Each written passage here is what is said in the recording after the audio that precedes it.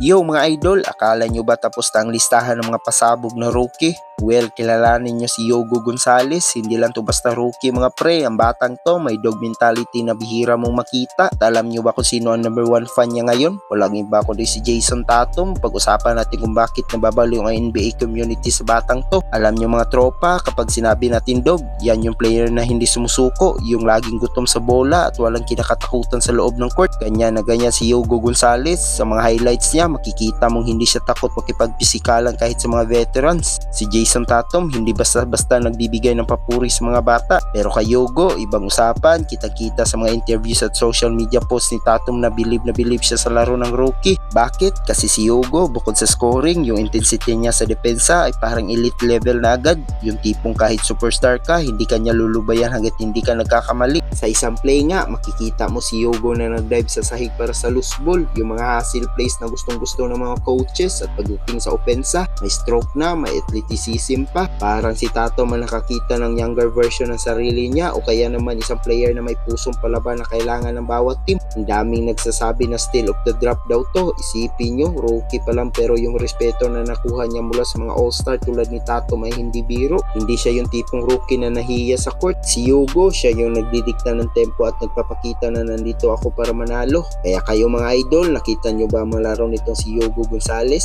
Sa tingin nyo ba siya na ang susunod na big thing sa NBA o masyado lang tayong na-hype dahil kay Tatum? Ano ang ceiling ng batang to? All-star potential na ba agad? Comment nyo yan sa baba. Huwag kalimutang i-like ang video at i-share sa mga tropa mahilig sa NBA, at syempre mag-subscribe para laging update sa mga bagong stars ng liga. Hanggang sa muli mga tropa, peace out!